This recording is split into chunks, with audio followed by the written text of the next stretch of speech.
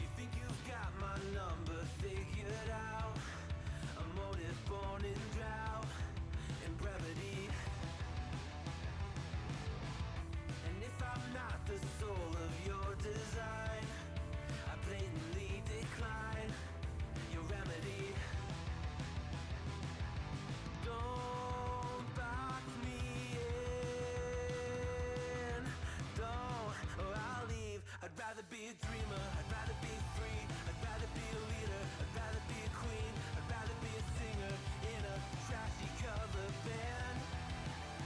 I'd rather be a closer, I'd rather be clean, I'd rather be a poser in a magazine, I'd rather be pretty much anything else than your machine.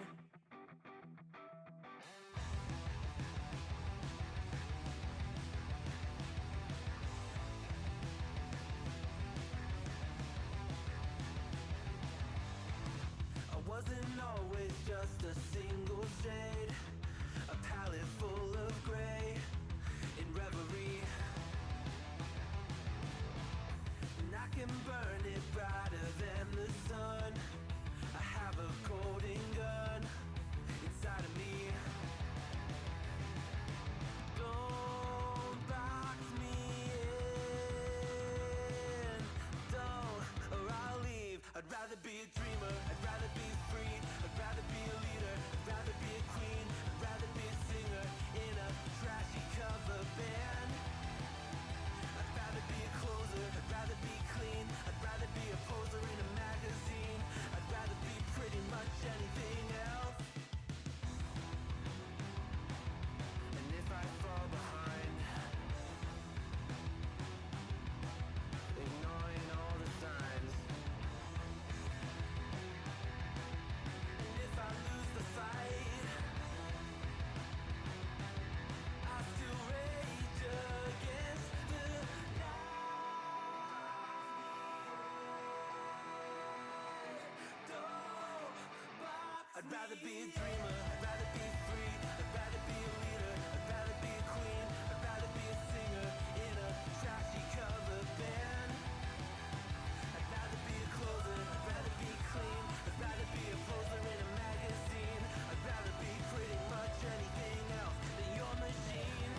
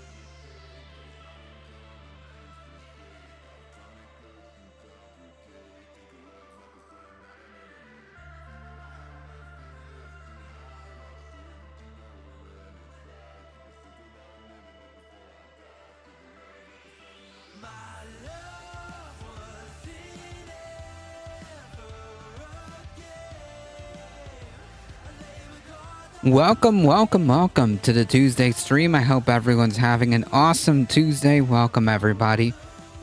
Derry Bennett, Michael Hassler, Heat, how's it going? Welcome. Folks, it is debate night. That is correct. Tonight. So, that being said, folks,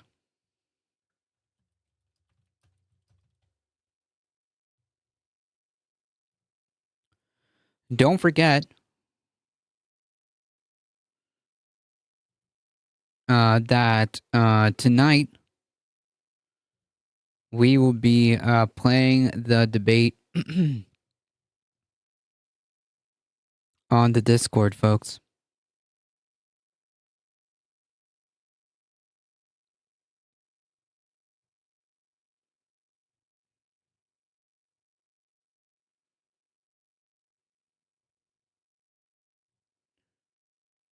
The debate is at 9 p.m. Eastern Time. Okay? Fight night. The debate is at 9 p.m. Eastern Time. Join us on Discord if you want to embrace the cringe with the rest of us. If you want to embrace the cringe with the rest of us, you can. So it will be 9 p.m. Eastern Time. Join the Discord, folks. Also, if you haven't done so, we do movie nights every last Saturday of the month. So check it out. Go on the Discord and make your voice heard if you want to have any suggestions. If you want to support the channel, there are many different ways. I appreciate you guys stopping by, and I appreciate your support. Consider checking out the merch store and hitting !tip to tip your streamer.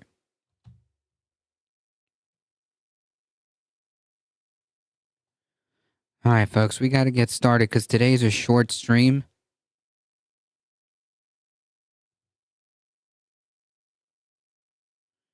Today's a short stream, so I got to make it through all these headlines.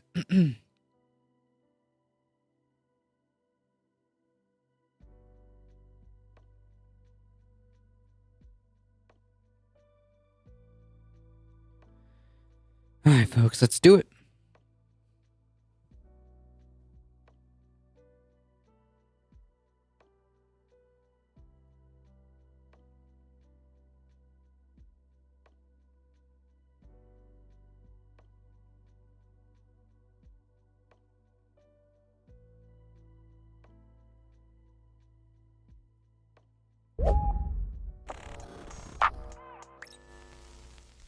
Last week, Republicans and some who purport to be on the left were claiming that Venezuelan gangs in Aurora were taking over entire apartment complexes.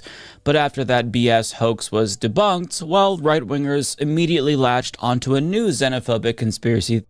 Yeah, so the people that he's talking about is TYT, by the way. That was a jab at TYT. Theory to scare you into thinking that you should be very, very worried about Haitian migrants, specifically because they want to kidnap your pets and eat them. Yeah, that's the new claim.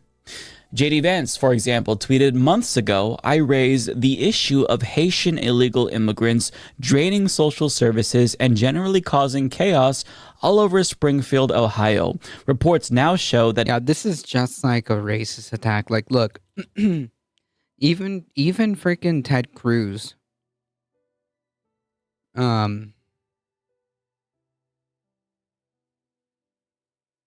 even Ted Cruz got in on this.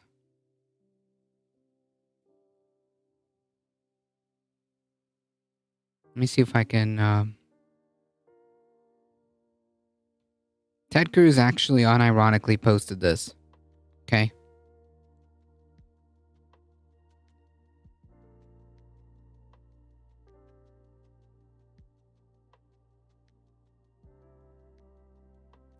Did Chihuahuas taste like chicken? I'd imagine they do. No, not Oh, now not Fluffy. Wow, people believe this? Yeah, unfortunately. Or if they don't believe it, they're just spreading it to advance their own racist nonsense. Which, by the way, the Shinigami eyes actually works. After I restarted my computer, look, I'll take off the dark reader, and you can see it is very vile. See, look at his name. His name is Red.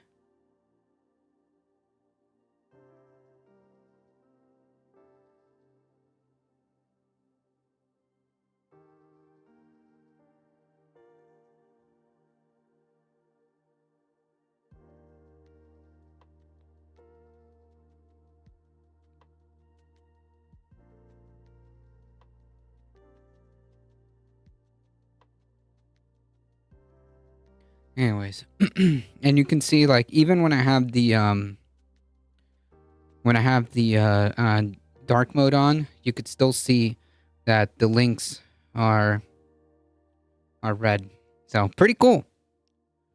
Pretty cool. So anyways, yeah, this is what a sitting senator has posted, by the way. A sitting senator. That people have had their pets abducted and eaten by people who shouldn't be in this country. Where is our borders are? Referring to Kamala Harris, of course. Now, you'll see in a moment that there's absolutely no evidence for this, but Vance wasn't the only one to spread this conspiracy theory. He's just the most prominent Republican to spread this conspiracy theory.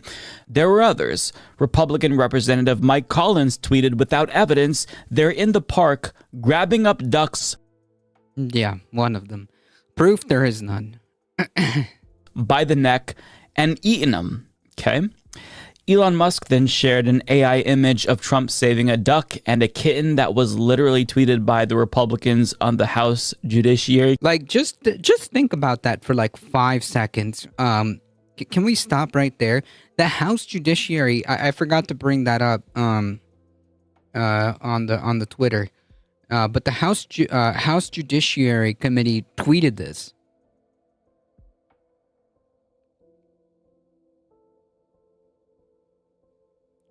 The literal House Judiciary GOP account.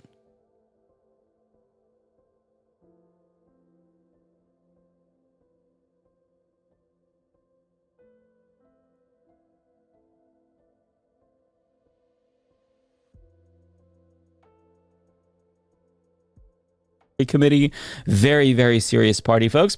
And then we have this one from Miles Ian Chong, who's not even an American, by the way, who tweeted out an extremely racist image that's AI generated of 2 Haitian immigrants chasing Trump, who's running away with kittens. Because, of course, Trump is the hero who's trying to protect your pets from these scary Haitians. Now, the reason why... Yeah, this tracks for Ian Miles Chong, honestly.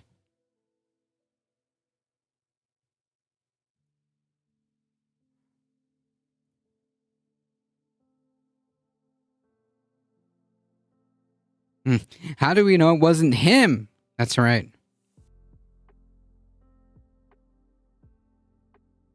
They have all these AI generated images is because this isn't happening, so they have to fabricate it. Charlie Kirk shared 2 images, one with the headline that reads, "Biden floods Ohio town with 20,000 Haitian migrants," and another with a viral Facebook post from somebody who says that her neighbor told her that a Haitian in the neighborhood abducted her cat to eat it, and that this was happening to dogs too, apparently. Now, Charlie Kirk added that this was another gift of the Biden-Harris mass immigration replacement plan, trying to loop in the white supremacist great replacement conspiracy theory as well. He adds, "Liberals will soon be lecturing Americans on why they need to be sensitive to Haitian culture and accept this as the new normal. Those idiots deserve to be condemned and mocked mercilessly. Save our pets, secure our borders." White supremacist Stephen Miller joined in, adding, "We've reached the point in Kamala's migrant invasion where the migrants are stealing and eating Americans' pets."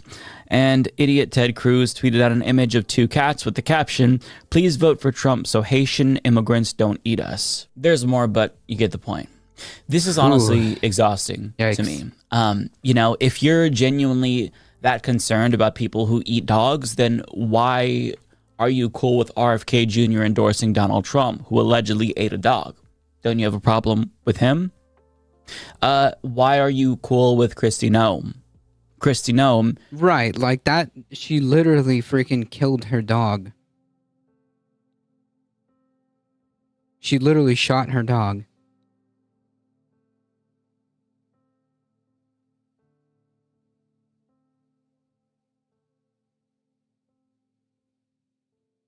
Cognizant, welcome. shot her pet dog, and then she shot her pet goat. I feel like they're more of a threat to pets than any immigrant in the country. But of course, the goal here is to scare you into thinking that these black immigrants are savages who have no regard for American culture and customs, and they've Right. brought their barbarism into our pure white country, and we have to reject that. Right. You know, aside from this being extremely fucked up and dehumanizing and obviously extremely racist, none of it is true. Obviously. First of all, Haitian people don't eat dogs and cats. They basically eat the same kind of meats that Americans eat: chicken, pork, goat, lamb, shrimp, crab, etc. And guess what? They also, you're going to be shocked by this, have pets in Haiti. Cats, dogs. Shocking, I know. And the picture that they were circulating of the guy holding geese is weird because, I mean, if that's evidence that they're savages, Americans go duck and goose hunting all the time. So are Americans also savages, or does that moniker only apply to people with melanin? Not to mention, we have no idea if that guy in that photograph is even Haitian or if he lives in Ohio, since the entire conspiracy is based on fiction in the first place. Now, I shouldn't say it's entirely based on fiction, because I will grant them that one cat was indeed eaten, and that's obviously really sad, but that's the kernel of truth that they're basing this entire conspiracy theory on. The problem is that the cat wasn't eaten by an immigrant. It was eaten by somebody who was seemingly mentally unwell, but happens to be an American citizen. Yeah, big game hunters are savages. Yep. Any like big game, like those trophy hunters, those like trophy hunter people, like, man.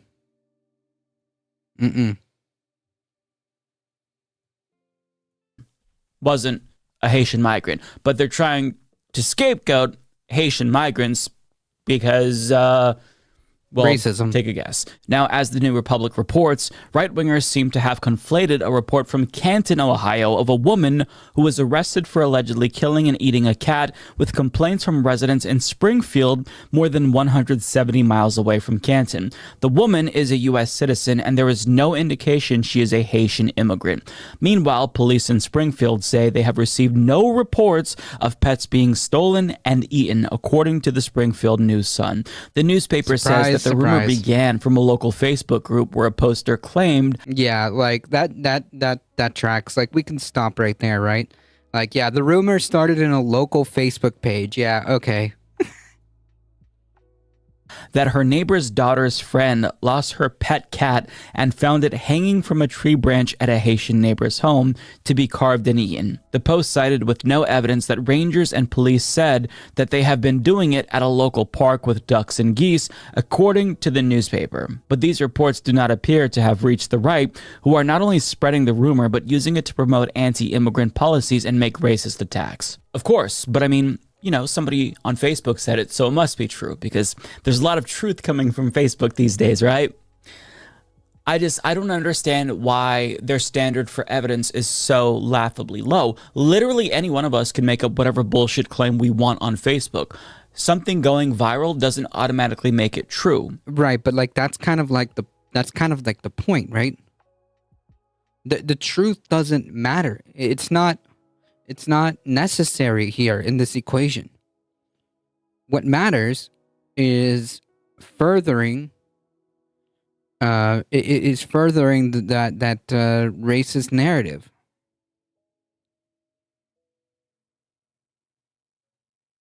That's it. The truth has nothing to do with anything with these people.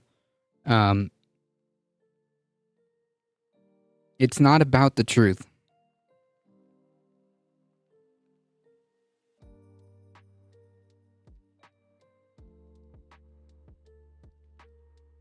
That's how fear mongering works. Correct.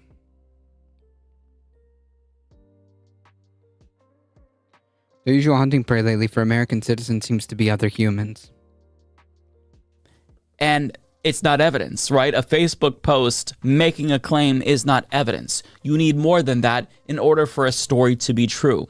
I see a lot of crazy shit on Facebook, a lot of it coming from my own family, and I can guarantee you they have no evidence for the bullshit that they're espousing, so you shouldn't just take a viral post at face value, because that's not what evidence is. Now, the reason why Republicans are obviously trying to pawn this off on Haitian immigrants is because, well, first and foremost, anytime they have the opportunity to link something bad to immigrants, they're going to do that because they're opportunists. But they're claiming that Haitian immigrants are responsible for the original lady eating the cat because that lady is black. And people are implying that she's a Haitian immigrant, but that's not true. In fact, people found out that she's actually registered to vote in Ohio, which confirms that she's a citizen. And any normal human being would see that story and react with disgust and sadness. And I genuinely feel bad for the cat because I love cats. But it's clear that the woman has severe mental health issues that haven't been addressed. But conservatives took that story, and rather than feeling sadness, they tried to turn it into a conspiracy theory to dehumanize immigrants who have nothing to do with that story. It is extremely fucked up. Haitian immigrants, like all of us, are human beings, and they are trying to live their best lives and pursue happiness and stability just like the rest of us. And they're minding their own business, and they're still getting demonized by racist Americans who think that they're barbarians who shouldn't be in our pure white culture. It's despicable. It's so gross. They're just like us. They're human beings. Why are we treating them as if they're savages? The only antiquated thing that's happening here is the xenophobia coming from Americans. That's antiquated. That is something that you would expect from barbarians. And listen, like all immigrants, they're just trying to live their life. But Republicans want to dehumanize them and fearmonger about crime that they're bringing into the country because they're just fucking racist. Full stop. Immigrants, both documented and undocumented, are statistically far less likely to commit crime than citizens, which makes a lot of sense because if they commit crime, they have so much more to lose than the rest of us. They could lose everything. But anytime there's one anecdote of a single immigrant doing something bad, the right will blow it up, as they did the story in Aurora, and make it seem as if it's representative of the entire immigrant community that they're talking about. But it's the oldest trick in the book, and you shouldn't fall for it. Most immigrants are good people. I mean, no community is a monolith, but immigrants, by and large, are hardworking, good people. And I would much prefer to share a country with them than the fascist Republicans who are demonizing them nonstop. Yeah, and again, like, the whole point is, like, the whole point of this story is that, like, the truth doesn't matter, right? Like, and that's so freaking dangerous. Like, the truth has absolutely no bearing on these people whatsoever. So long as whatever narrative they can thread out from one kernel of one story that may or may not have been, like, it doesn't matter. The truth is irrelevant. The point is that they get to advance their racist agenda. That's it. That's it.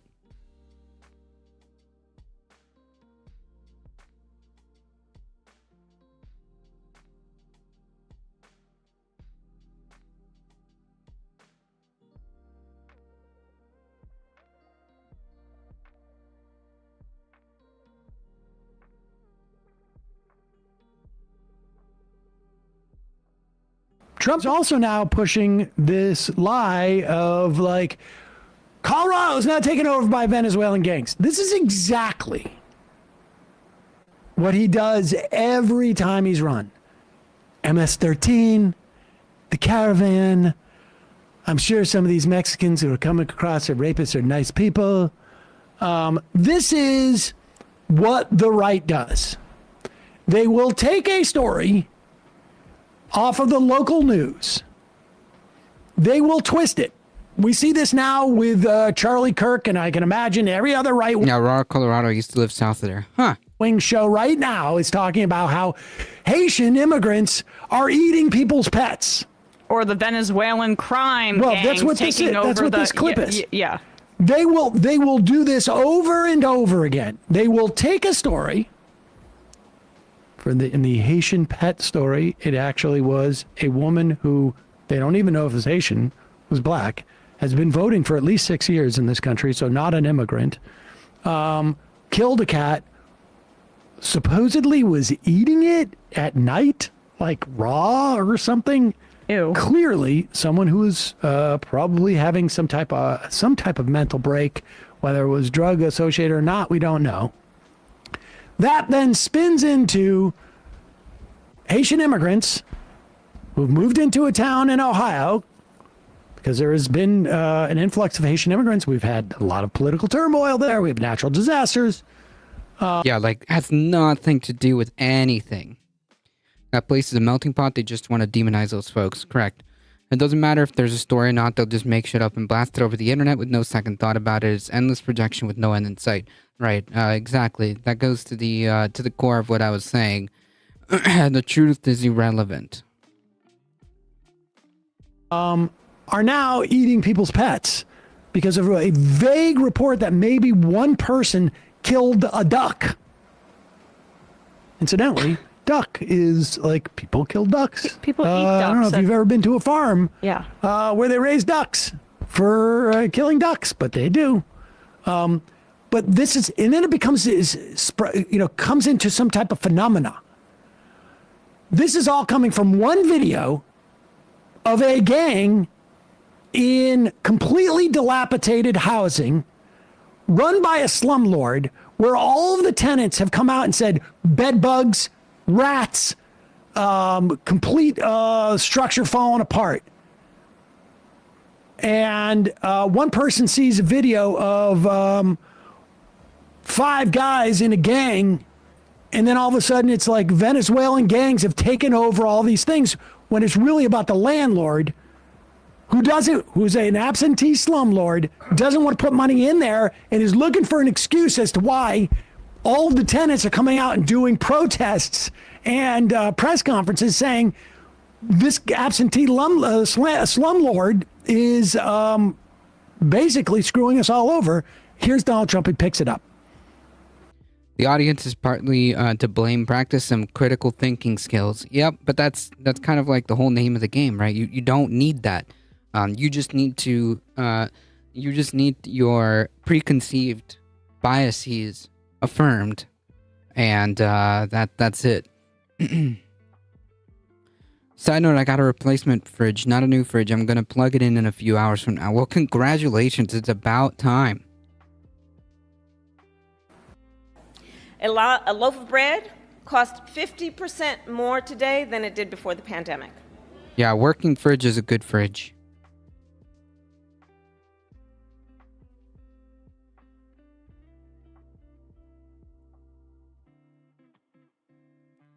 Up by a radical government. A slumlord is basically screwing us all over. Here's Donald Trump. He picks it up. Radicals headed up by a radical governor in Colorado that has no clue how to solve this influx of crime into his state. And by the way, Colorado's one state. It's much worse in other states. But in Colorado, they've taken over. I mean, in Colorado, they're so brazen, they're taking over sections of the state. And, getting them out will be a bloody story. Should have never been allowed to come into our country. Nobody checked them. Nobody checked. Were they criminals? Were they from jails? We have them pouring out from jails.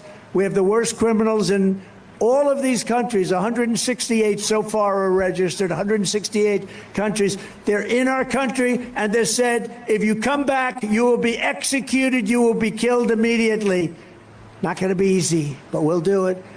But they have no clue how to solve their influx of crime in Colorado or anywhere else. What?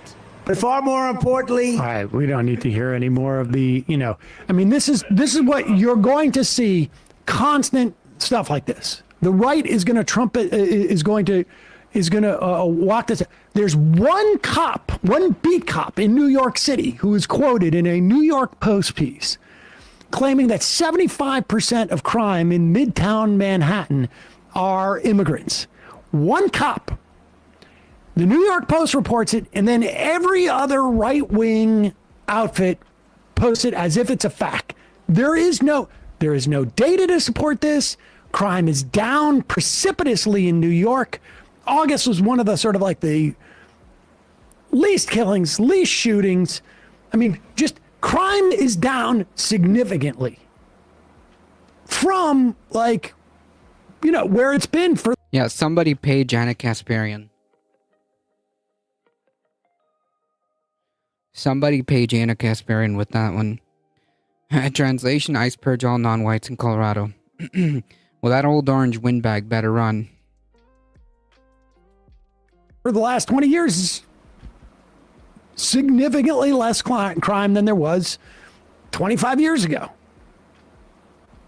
And, the irony is people say that it was because of Rudy Giuliani. Actually, when you include Rudy Giuliani in that, crime is up this year. Just on his alone. On him alone. But the fact is, you're going to see, I have no doubt in my mind, that if Tim Pool or Steven Crowder or Dave Rubin is doing a show right now, they are talking about Venezuelan gangs and Haitians eating your pets. This is what xenophobia and racism look like. They will find anything to hang their hats on it and just be alert. These stories are going to be fake. It's been this way in 2018 when I was going to those Trump events. I would ask them what their number one issue was, and it was always the caravan, the caravan, the caravan, the caravan, the migrants coming over on this caravan.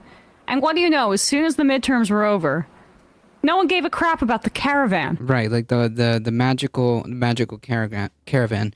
Cops are well-known sources of information. True. Well, I'm so glad she's not doing that anymore. No. Yeah, I wouldn't, honestly. Like, I wouldn't. Because that's, at that point, like, that's a safety issue at this point. Was talking about the caravan. Oh, in fact, it disappeared. Said caravan just evaporated into thin air. And they're doing the exact same playbook. And it's just like we have to do this every single time to combat this, where people feel like, okay, this explodes, right? The New York Post puts it everywhere. It's definitionally a moral panic that the right just rides through on top of, I guess. And then there are people that fall for it every single time, and you have to go like, okay, let's walk this back. Where did this originate from? So it's a good, as I've been saying about this entire story about the Colorado, apartment complex, it's a good test of people's media literacy, honestly.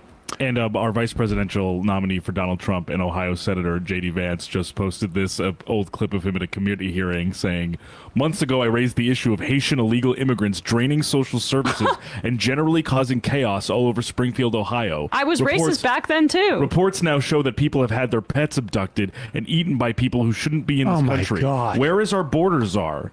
And Anthony Adron at Politico just aggregated this from the Springfield newspaper in Ohio. The Springfield Police Division said Monday morning they have received no reports. Pop it up.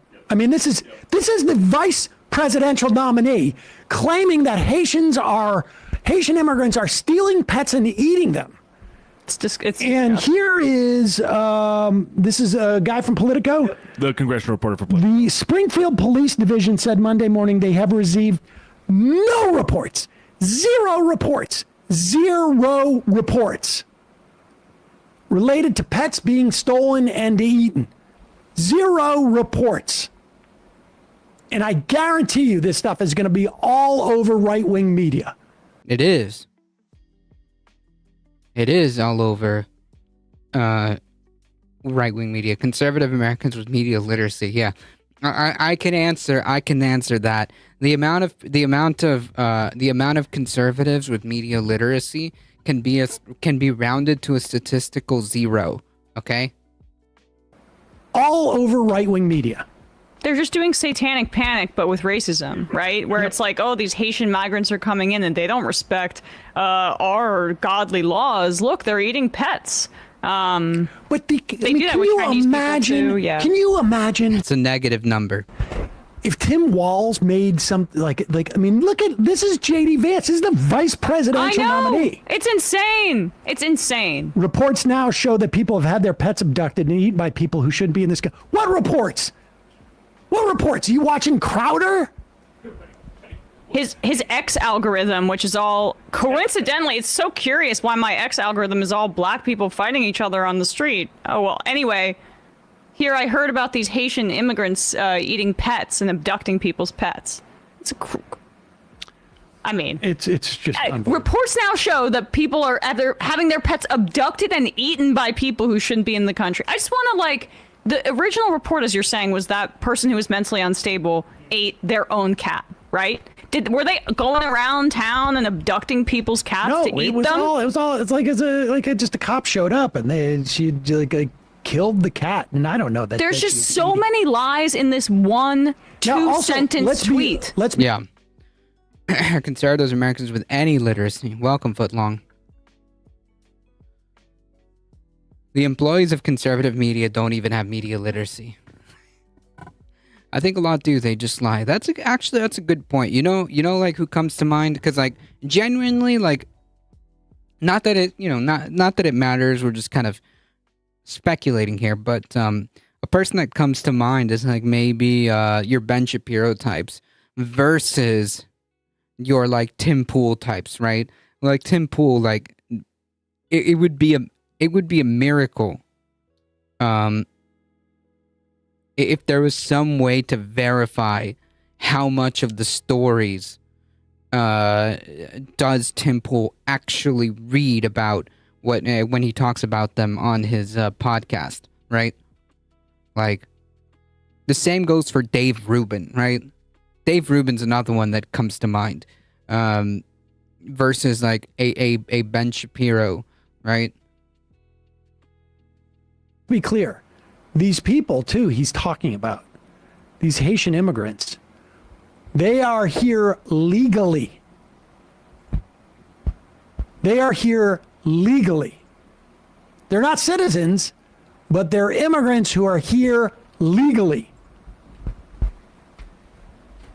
And all these reports are either, like, as you look at some of the aggregating of it, are coming from, Charlie Kirk, Jack Posobiec, Of course. Ian Miles Chong. And like, if those are the reports, that's just you saying that's my media diet, right? Like, Well, we know. That's what this dude is. Yep. Yeah, we talked about, somebody brought that up, Footlong. Somebody brought that up as well. Went on that guy's show. We didn't get to it at that time, but when he made those statements about, it was one of his crazy statements about women.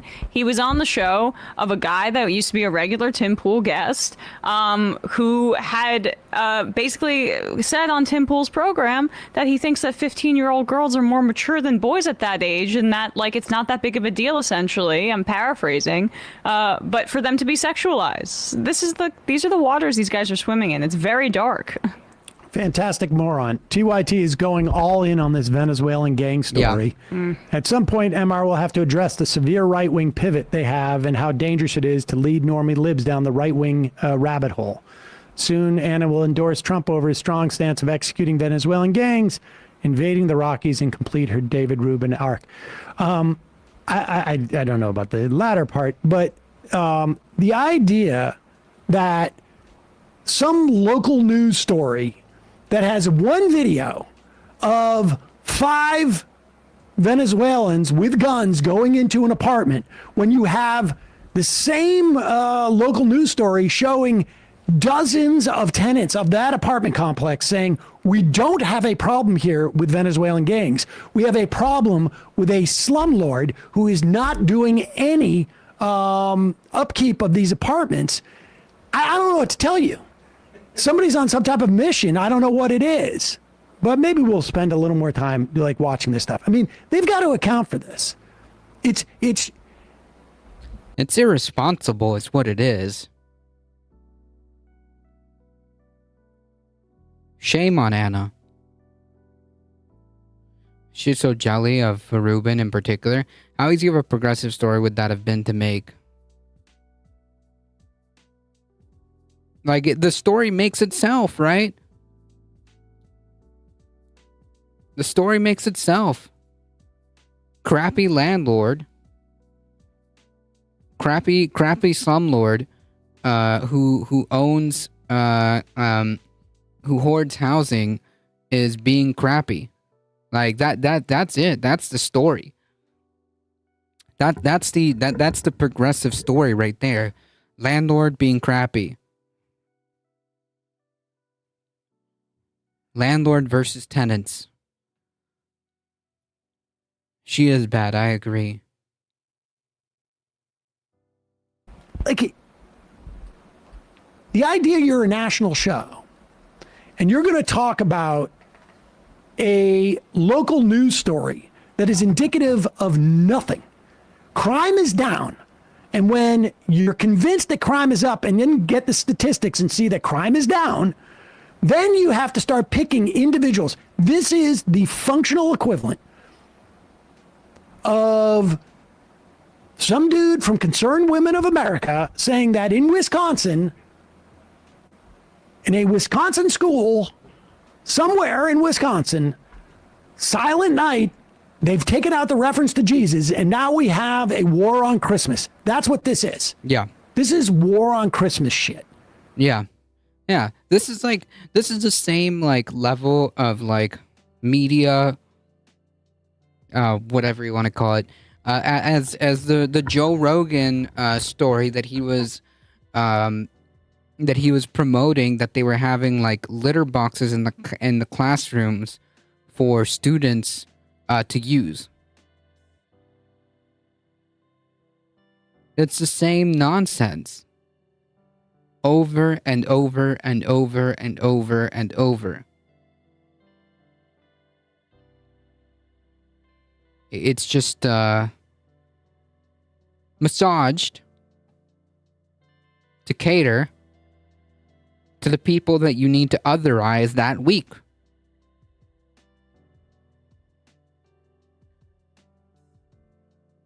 Did the landlord hire the gang members? Too easy. You have like one story of the migrants of that story every 10 years, but you get 10 at least a year of KKK and neo-Nazis doing the same thing, busting into people's houses. Yeah, I mean, we're gonna cover that right now. If you throw enough crap, some might stick. John Randall, welcome. Fighting the BS is exhausting, which is also the point. Yeah, it's the point. It's the same. It's like gish galloping on a larger scale, on the media-wide scale, right? You're just gish galloping a bunch of nonsense that you're never going to be able to like keep up and counter all the time. But that's not the point, right? Like I would say that like, yeah, the fire hose of falsehoods.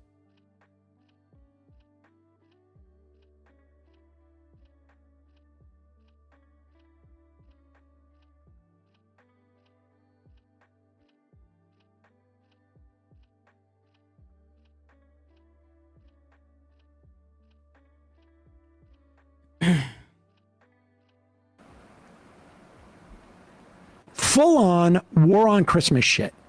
Don't tell me you're like defending the people who live in this apartment complex from Venezuelan gangs when the people living in the apartment complex are saying the slumlord who is screwing us over is using this as some type of like diversion from their own responsibilities. Don't tell me you're on the side of like the people need to feel safe in their homes. People need to feel safe in their homes so they don't have rats and bed bugs and their ceiling falling through. Well, that's what I think we played that rally, right, of the tenants outside. I haven't honestly seen their coverage, but if they didn't play that, I mean, I don't understand why you wouldn't, because I guess the thrust of the story should be about safety for everybody, and that issue in this story is ostensibly the safety of the people in that apartment complex. So I'd have to go back and watch their coverage to comment on it, but if they didn't play those statements from people, that just seems like you're giving one side of the story, and it's like, Yeah, of course. What side of the story do you want to give? Do you want to give one that is the one that the landlord, a corporate landlord, is putting out there, and that the Republican mayor is backing, or do you want to put out the story about what the tenants actually want out there? And for us, I think our mission's quite clear about who we believe in those instances, and if that's not where that coverage is oriented, I think that's obviously something that is worthy of deep criticism. In that CBS News Colorado piece we watched last week, one of the people interviewed, she was a Spanish speaker, and they translated for her. She herself was an immigrant from Venezuela. So I find, like, whoever is, like, sort of perpetuating that. There is an obvious attempt right now of the Republican Party and all of its operatives to create like we've seen this. It's a moral panic. Yes. Right, and it's the same. It's like the same one that they use over and over and over again, right? Immigrants, brown people, people of color. Those are the people that you need to otherize. Those are the people that are coming to destroy our country.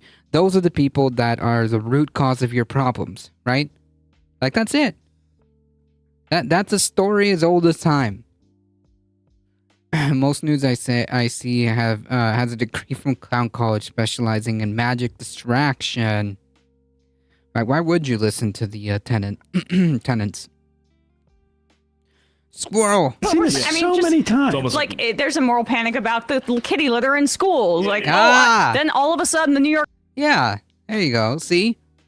It's exactly what I was talking about. Post is reporting on it. All of a sudden, Joe Rogan's reporting on it. Now we need to go, are there kitty litters in schools? A person who is Haitian eats a cat who's having a mental episode. Now we need to have a No, they're not conversation. Asian. Oh, that's even more insane. No, they were just black. Yeah, like, we don't even know if they were, like, not even Haitian, much less an immigrant.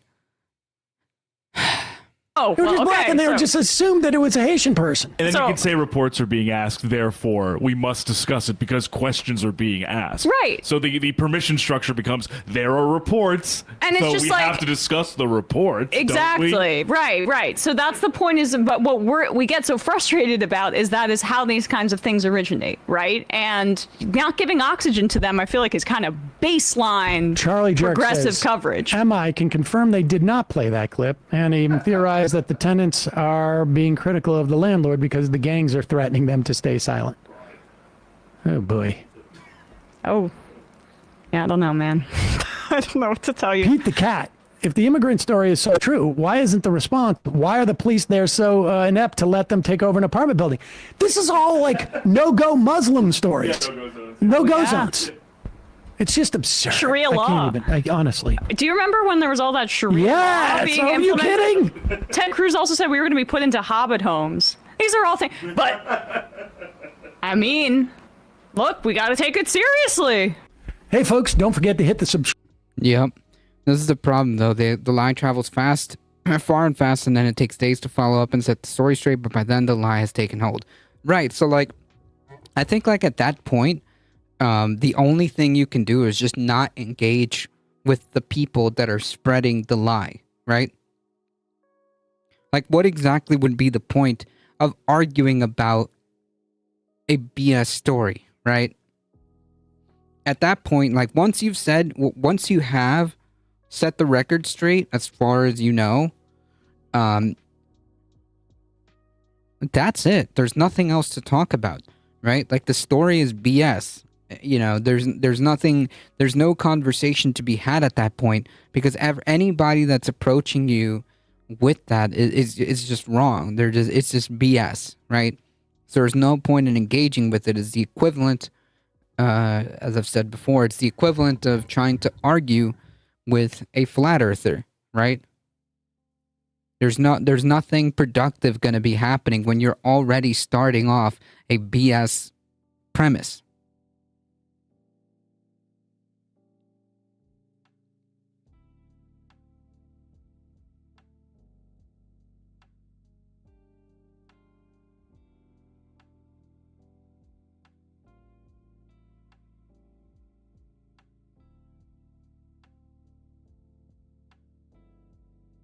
Wait, you're saying the Earth isn't flat?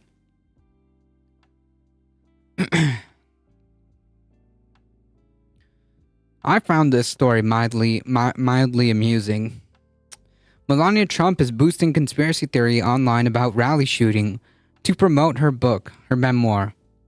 The former First Lady has raised questions around the law enforcement response to the attempted assassination of her husband in a video she published on Tuesday to promote her new book.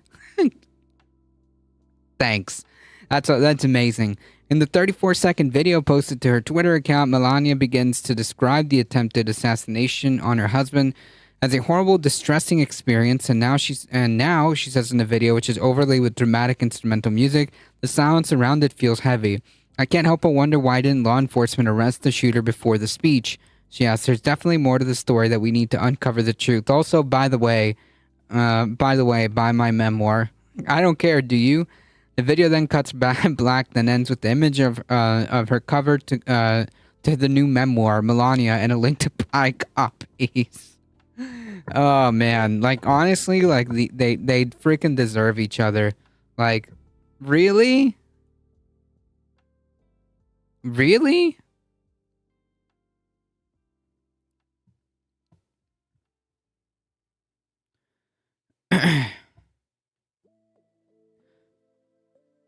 What an emotional prostitute.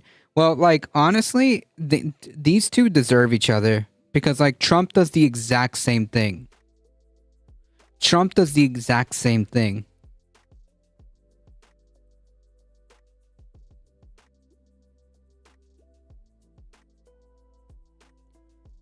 Trump does the exact same thing. You're a disgrace to Slovenia. Donald Trump himself has recently, without any evidence, blamed Joe Biden and Kamala Harris for the assassination attempt and accused them of making it difficult for the Secret Service to have staffing to protect him. Conspiracy theories around the shooting have spread in some Republican and right-wing circles. I have referred to him as the mango prostitute, very little difference. I've heard of the match made in heaven, but this is more like a grift made in hell. Yeah, it's actually the best way of describing it, honestly. The grift made in hell, seriously. I like that.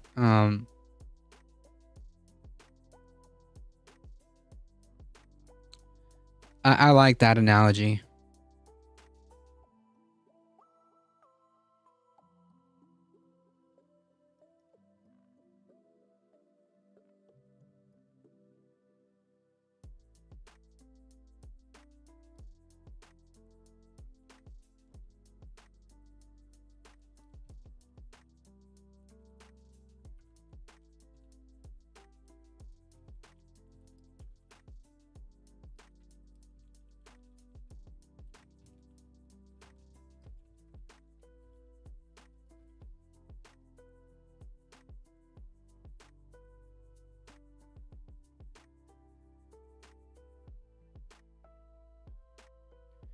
There's been no evidence that U.S. President or the Vice President were directly involved in or interfered with the Secret Service's arrangement, or that there was any wider plot to attack Trump beyond the lone shooter, who was killed moments after opening fire. Melania was a Trump model, and they met one of the parties that was mandated in contracts of all his models, where many models and a few rich men would attend. Huh. I didn't know that. Why would they send an inexperienced assassin when SCOTUS had Trump stuffed in there, gave Biden a legal ability to send SEAL Team 6 to assassinate him? Why send Teen Can't Aim so well? It doesn't have to make any sense. They're just spewing nonsense. On Melania's website, it states her memoir, which she describes as the powerful and inspiring story of a woman who has defined personal excellence, overcome adversity, and carved her own path, is available to pre-order for $40. A signed edition is also available for $75, and a collector's edition, which includes a signature, a bonus photographs, and a digital collectible, an NFT, come on, is on sale for $250. Amazing. Since the assassination attempt on the former president on July 13th, where the 20-year-old opened fire as he spoke at a rally, FBI and Secret Service have come under intense scrutiny and criticism over the security issue at the event. Trump survived the shooting but sustained injury to his ear. One rally attendee was killed in the attack and 2 others were injured. Which, unfortunately, God was too busy God apparently was not able to protect them, but managed to spare Trump. Amazing.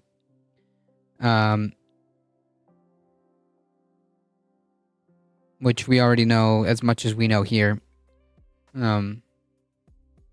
About the assassination attempt. I just found that a bit amusing that, like, literally she is using this her own husband's assassination attempt to sell the memoir, because she knows that these Trump clowns will absolutely eat it up and buy it. Thank God nobody important got hurt. Trump ducks so others might die. Well, no, the hand of God did that. The hand of God both sparing Trump and allowing his supporters to get injured and or killed.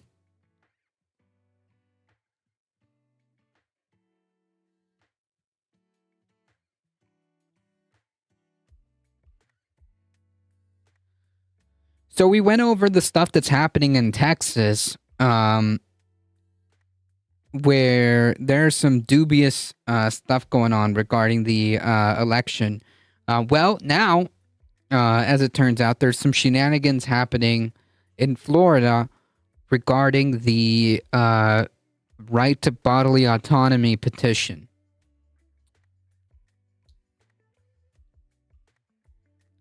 I took last chance to grift before the divorce. There'll be other more interesting books after. Police are questioning Florida voters about signing an abortion right ballot.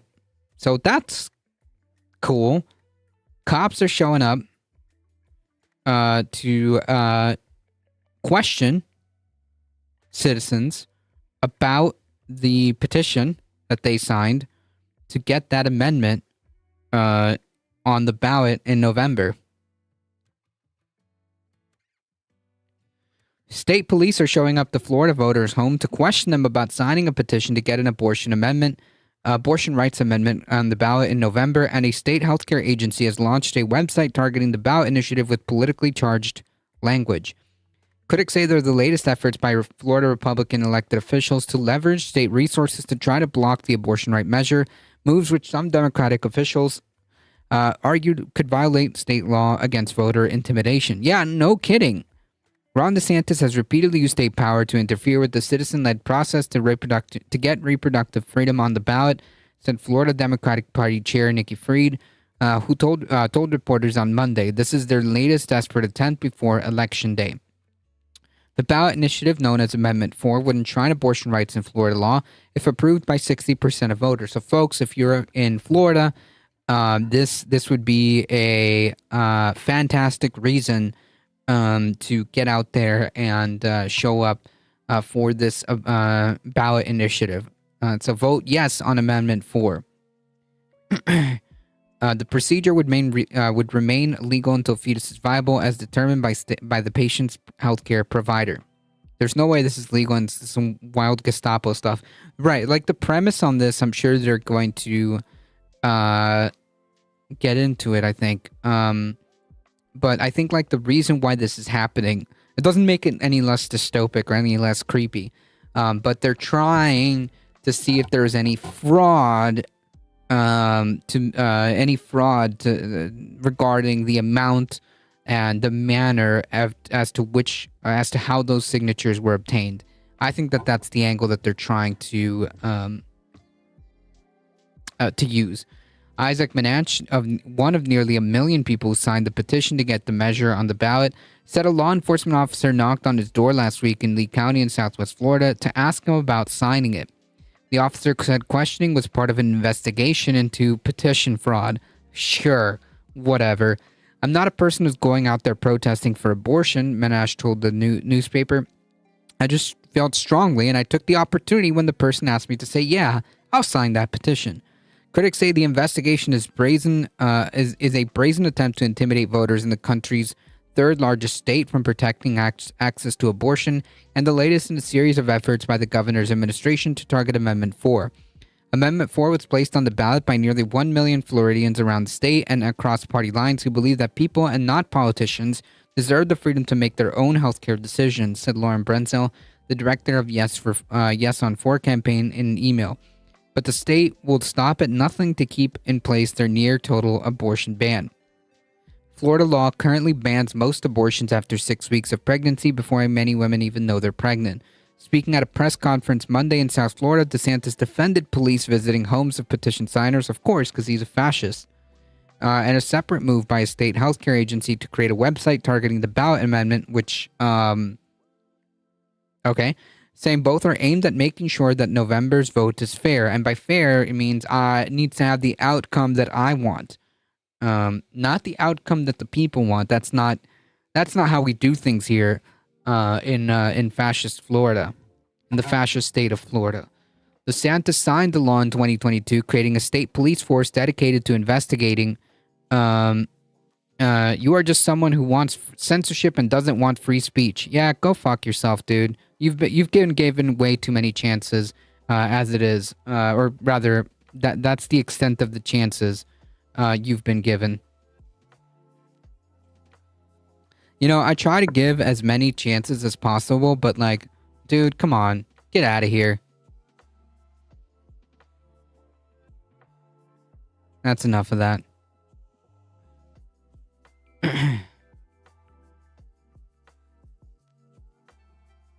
DeSantis signed it. Like, it's so I always find it funny how like these type of trolls, these people always come out of the woodwork when I'm talking like specifically. Beat me to it. Specifically, when I'm talking about like something serious, as like a fascistic takeover of the way government works in Florida. That's basically what is happening here. It's interesting that that's when these type of people decide to like show up and have the audacity to speak about censorship and free speech.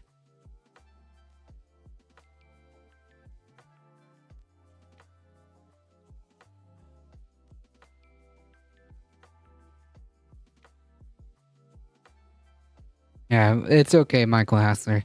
We've given them. I think we've been more than fair. I think we did. I think we did good. I think that. I think that was. That was one more than enough. Anyways, speaking at a press event in South Florida, DeSantis defended police visiting homes of petition signers. Like, that is just a wild sentence to read. Like, yeah, the audacity of nope. That is just a wild sentence to read, right? Can we like just absorb that for a second? DeSantis defended police visiting homes of petition signers.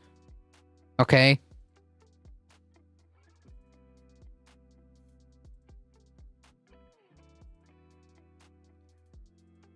Has that even happened in other states? Even in other Republican, like red states? And a separate move by a state healthcare agency to create a website targeting the ballot amendment, saying both are aimed at making sure November's vote is fair. Which again, as I said,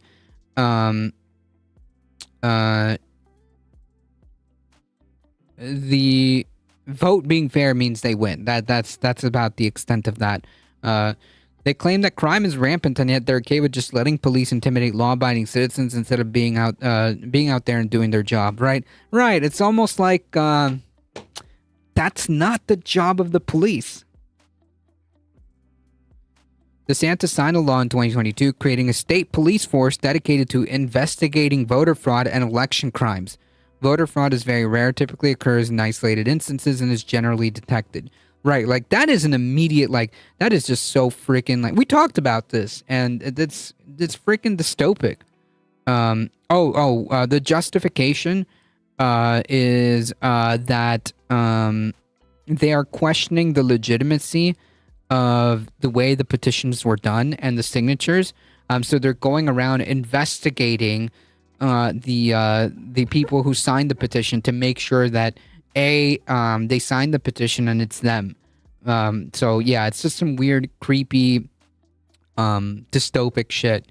That's what this is about. In an effort to try to see if they can kick this off the ballot, to try to take away people's choice in these ballot initiatives.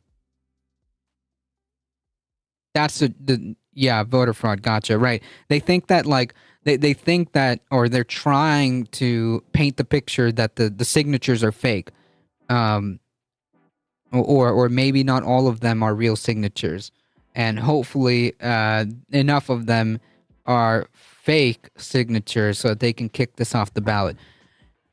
Yeah, it's intimidation. Straight up. This has nothing to do with the legitimacy, because like if they actually like were concerned about like the legitimacy of like the signatures, and just challenge those signatures, right?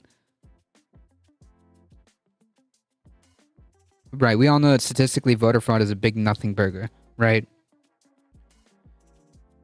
If no one answers the door, they probably mark it as unverified, right? He said the election police, like, which is wild. Which is wild.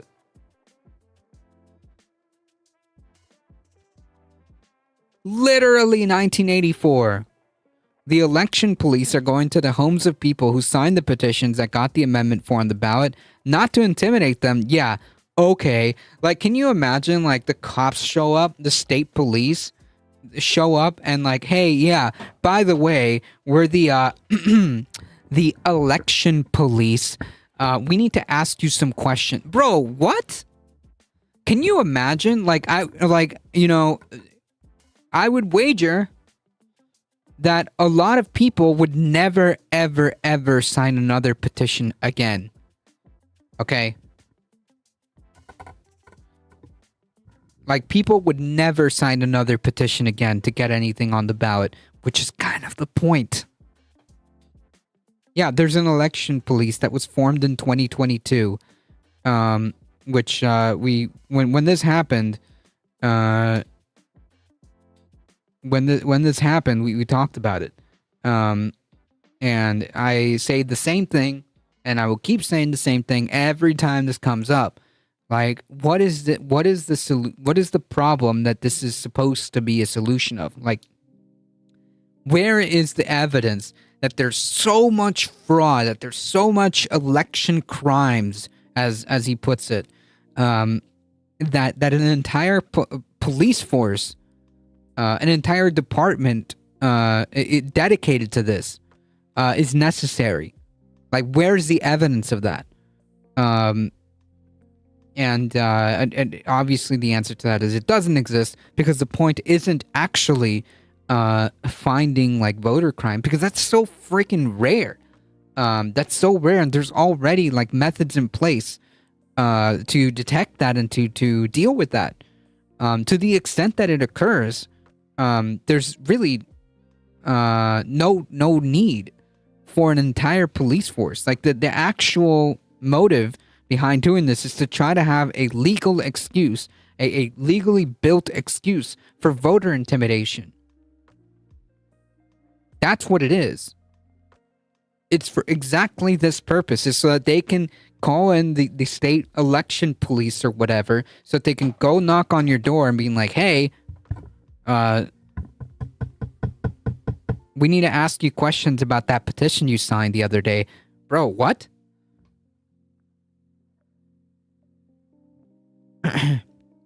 Not to intimidate them, sure, but because questions have been raised about the legitimacy of signatures. He said the police have found evidence that some supposed signatures were from dead people. Come on, dude.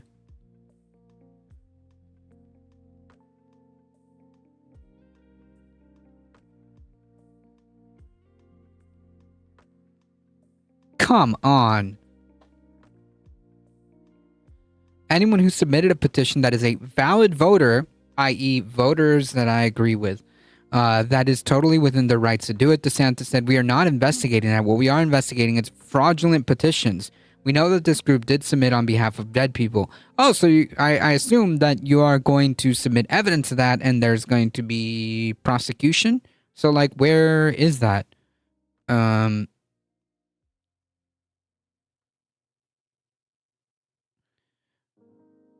Besides, like, we already have methods. Like, this isn't like we already have methods of verifying any questionable signatures to the extent that that could happen. Like, there's already freaking guidelines for that.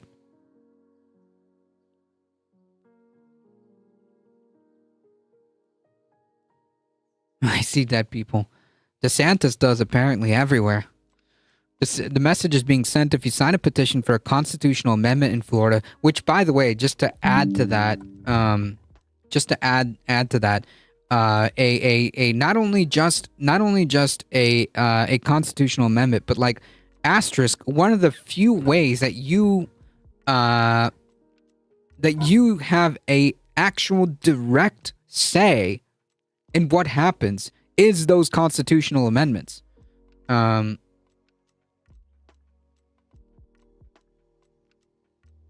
That is one of the few tools that are left in place where you can directly have a effect on something in your state. And now in Florida, at least, that is being threatened. Are the election cops requiring people to show ID and proof of citizenship? I mean, like, we're like a skip and a hop from literally just like, hey, papers, please. You know, like, hey, papers, please. You know that mail-in ballot you sent in to make sure that your voice is heard? Hey, papers, please.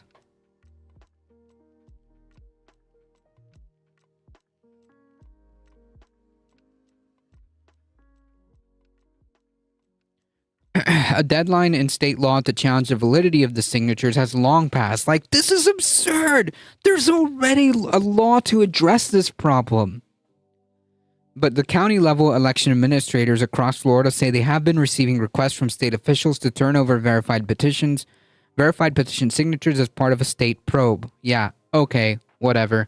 Mary Jane Arrington, a Democrat who served as the supervisor of elections in Osceola County in Central Florida for 16 years, told the AP that she has never received a request like this one before. Arrington said she didn't know what to make of the state's request to review signatures her office had already verified because there's already a process for this. So again, I ask, what is the purpose of this, if not voter intimidation?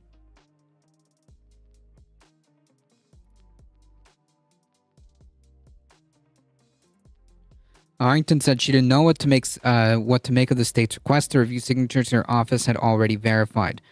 I hope the ACLU sues the state over this crap. I hope there's something they can do, because, like, man, these are quote, these are the ones we deemed the petition valid, and both incompleteness and in their signature matching that we had on file for the voter. They said they were investigating signature petition fraud. The state elections crime unit has opened more than 40 investigations into paid petition gatherers working for Amendment 4 campaign, according to the letter that Deputy Secretary of State Brad McVeigh had sent to Palm Beach County Supervisor of Elections that was shared with the AP.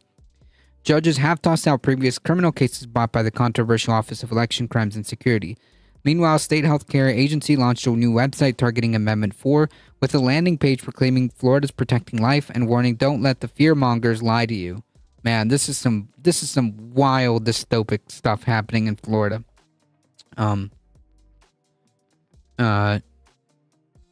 As Heath said, just if it becomes an option, just get out of there. Jesus Christ. DeSantis said the page created by Florida's Agency of Healthcare Administration is being paid through a budget the department has to do public service announcements. He said the page is not political, but it is. But it's giving Floridians factual information about the amendment. Yeah, up is down. Up is down, right is left, and this is all back-ass words. Everything that is put out is factual. It is not electioneering. This is bullshit. Florida is one of the 9 states where measures to protect abortion access have qualified to go before voters in 2024. Florida Republicans have been using various other strategies to thwart the state abortion ballot measure. Republican Attorney General Ashley Moody attempted to use the state Supreme Court to keep the abortion off the ballot, which we covered that, and that failed. Later, abortion rights advocates criticized a financial impact statement meant to be placed on the ballot besides the proposed amendment as an attempt to mislead voters. The state Supreme Court ruled in August to allow the language to remain on the ballot. Meanwhile, anti-abortion groups and GOP allies across the country are using an array of strategies to counter the proposed ballot initiatives aiming to protect reproductive rights. These tactics have included legislative pushes for competing ballot measures that could confuse voters and month-long delays caused by lawsuits over ballot initiative language. Nebraskans, for example, are awaiting rulings from the state Supreme Court on 3 lawsuits aimed at keeping abortion off the ballot. And Missouri Supreme Court is set to hear arguments on Tuesday in an appeal of a lower court ruling that an abortion rights campaign did not meet legal requirements to qualify for the November ballot. Yeah, leave Florida to fall into the sea. Florida's going blue one way or the other.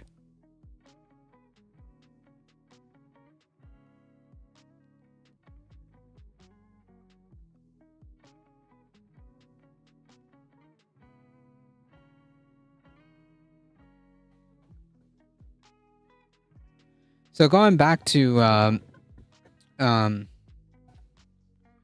the BS story that the right wing made up about Haitian immigrants taking your pets or whatever, let's talk about actual domestic terrorists, okay?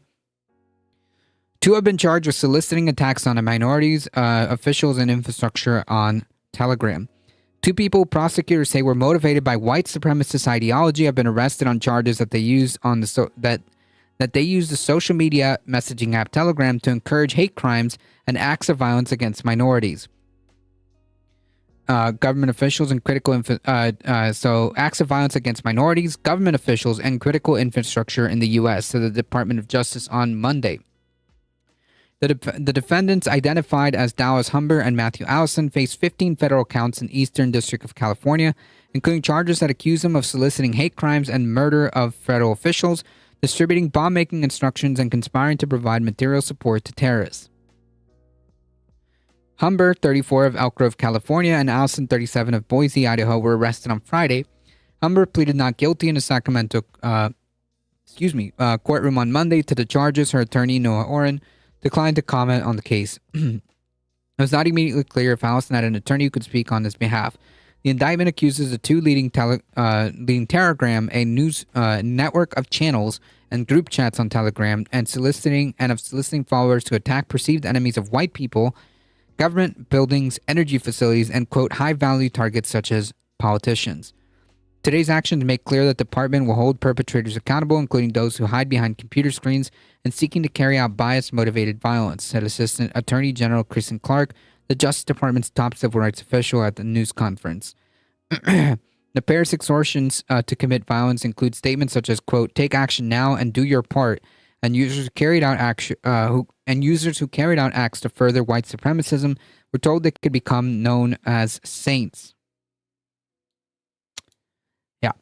Justice Department officials say Humber and Allison used the app to transmit bomb-making instructions to distribute a list of potential targets for assassination, including a federal judge, senator, and former U.S. attorney, and to celebrate acts or plots from active Telegram users. Those include the stabbing last month of 5 people outside a mosque in Turkey, and the July arrest of an 18-year-old accused of planning an attack at an electrical substation to advance white supremacist views. In the Turkey attack, for instance, prosecutors say the culprit in the morning of the stabbing posted in a group chat, "Come see how much humans I can cleanse." Jesus Christ. A 24-minute documentary the 2 have produced, White Terror, documented and praised some 105 acts of white supremacy violence between 1968 and 2021. Quote, the risk and danger they present is extremely serious, said Assistant Attorney General Matthew Olson, the Justice Department's top national security official, said of the Telegram users. He added their reach is as far as the internet because of the platform that they've created. Telegram spokesman Remy Vaughn said calls to violence have no place on Telegram's platform, yet it's kind of like a hub for it, but okay. Moderators removed several channels that use variations of Telegram name when they were discovered years ago. Similar content is banned whenever it happens. Sure. Telegram is a messaging app that allows for one-on-one conversation, group chats, and large channels that let people broadcast messages to subscribers. Though broadly used as a messaging tool around the world, Telegram has also drawn scrutiny, including a finding from French investigators that the app has been used by Islamic extremists and drug traffickers. Telegram founder and CEO Pavel Durov was detained by French authorities last month on charges of allowing the platform's use for criminal activity. Durov responded to the charges with a post last week saying he shouldn't have to be targeted personally and by promising to step up efforts to fight criminality on the app. He wrote that while Telegram is not some sort of anarchist paradise, surging numbers of users have caused growing pains that made it easier for criminals to abuse our platform. Yeah, sure, dude.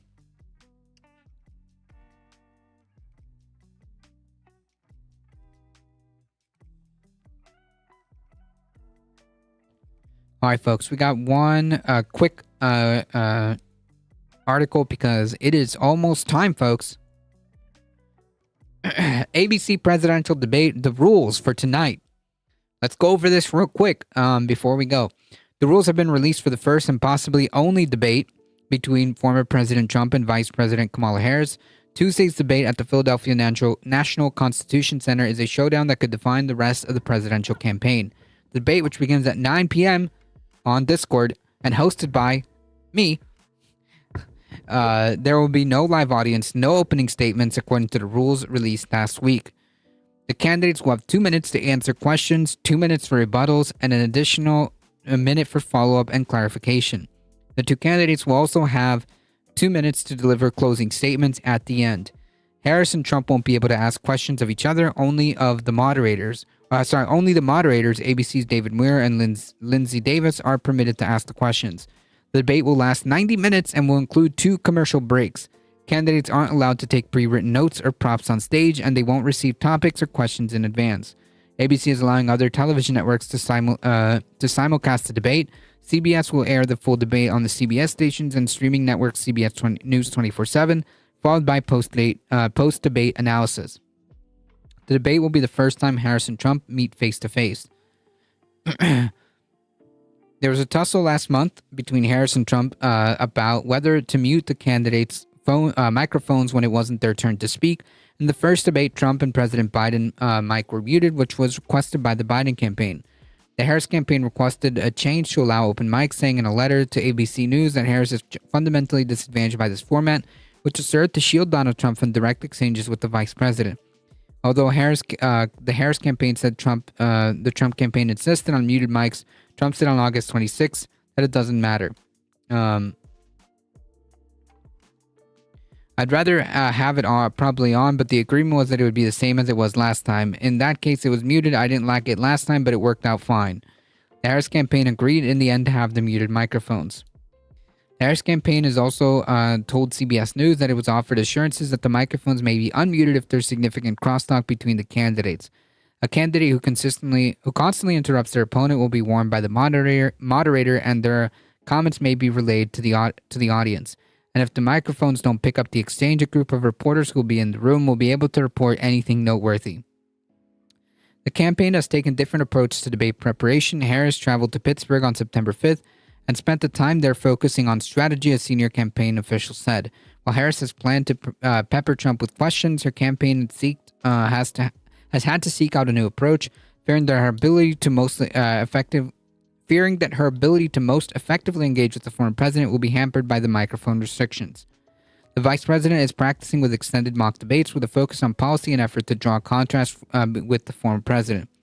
A former aide to Hillary Clinton who played Trump in the mock 2016 debate prep with Clinton is playing Trump again in these sessions, with the source saying the aide is even dressed like Trump. Are you serious?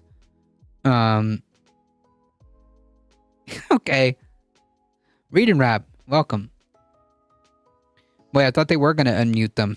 I'm tired. No, they ended up leaving it as is.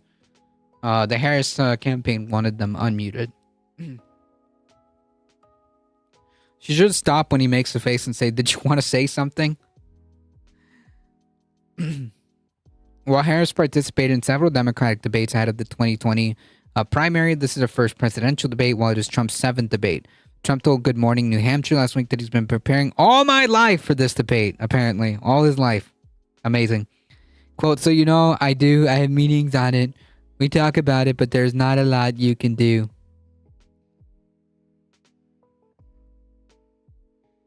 That's the lame Anita Dunn strategy that got you Biden performance. Whew.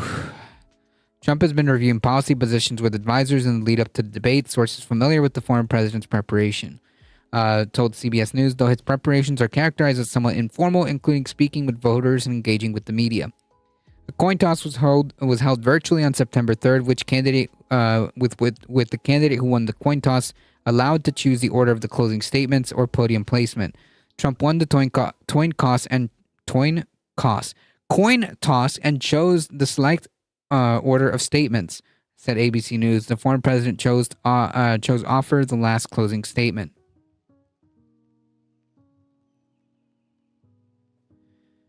After the coin toss, Harris was allowed to choose podium placement. She selected the podium position to the screen on the right.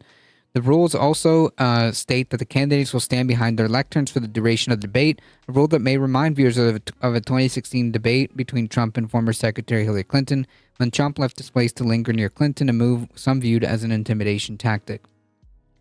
As socialists, how should we look at this debate in one sentence? I want to clip it and send it to my conservative aunt.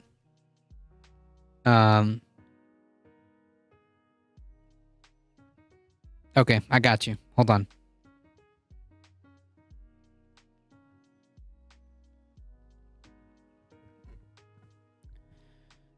The first presidential debate between Vice President Kamala Harris and former President Trump should be viewed as a back and forth between a former prosecutor and a now 34 count convicted felon. Enjoy.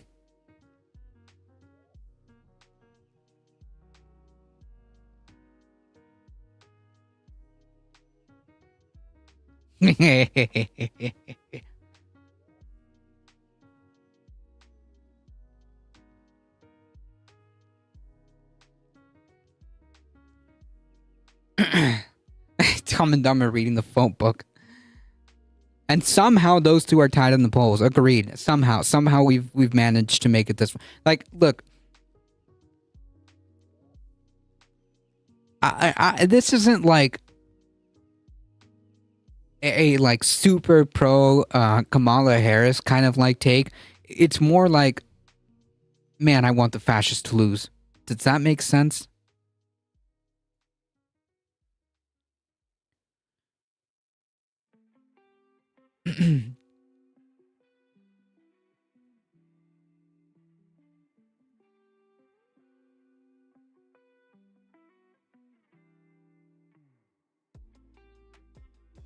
Yeah, and unfortunately that's where we're at.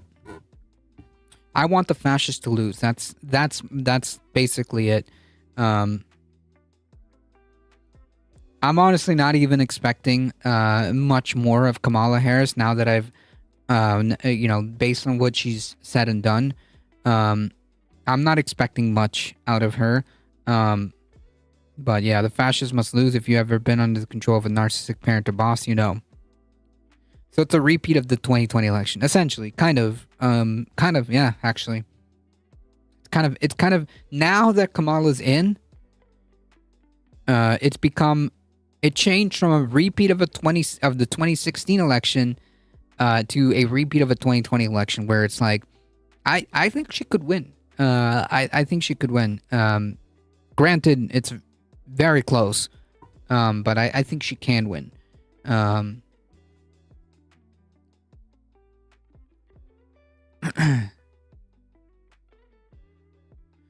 All right, folks. It is just about 7 o'clock. 22:07. So I think that's the perfect time to call it and get ready. Because in about 2.5 hours or 2 hours and 20 minutes from now, the debate will start. So I can go and eat and do things and be ready to stream the debate. At least, you know, if you want to just watch the debate in the background, feel free. I'm probably gonna be just hanging out in the Discord, Yeah, so sweet. Yeah, join the Discord, Read and Rap. I'm just gonna play it there. For the folks that want to engage in the cringe, you are more than welcome to stop in the Discord and watch. Just in case, I'll I'll throw it up for the folks in the Discord simply because, like, I don't know. I'm always skeptical of like live streaming it like on Twitch or on YouTube because like all these like major news corporations like to like nuke channels out of orbit when it comes to these kind of things. So I'll just throw it up on the Discord if you want to watch it. You can, and just hang out in the Discord chat. Feel free. In any case, I appreciate you guys hanging out. Thank you all for stopping by. Thank you, Read and Rap. I appreciate it. Thank you, Heat. Thank you, Michael Asser, for modding the chat. I appreciate it, folks. They took your... literally, they will nuke this channel out of orbit. Thank you all for stopping by. I appreciate it. We'll be back tomorrow at 5 p.m. Eastern Time for the next stream. Thank you all. If you guys enjoy the content, don't forget to hit the follow button. It really does help us out. For those of you on YouTube, keep hitting the like on the YouTube stream. I see you. Hey, Pixie, how's it going? Thank you for all the likes on the YouTube. Keep it up. It really does help the channel. Subscribe on the YouTube channel. Consider checking out the merch store. Thank you, streamer. Thank you, SV Harkin. Consider checking out the merch store and hitting ! Tip. You can also tip your streamer. Look at that. Thank you all for stopping by. I appreciate it. We'll be back tomorrow, 5 p.m. Eastern Time. As always, folks, please stay safe. Please take care of each other. I love you all, and I hope to see you guys in the next one tomorrow, 5 p.m. Eastern Time, or if you're on the Discord, 9 p.m. Eastern Time. See ya.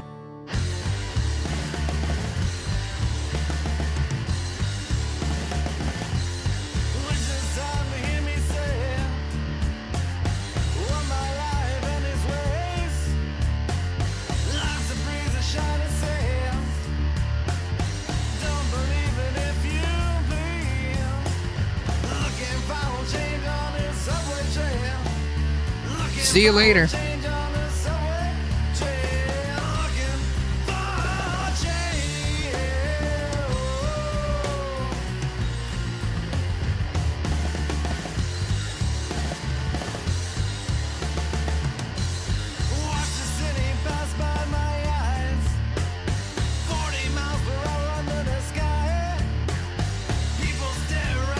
All right, folks. Hang tight. We're heading out in 5, 4, 3, 2, 1. Bye-bye.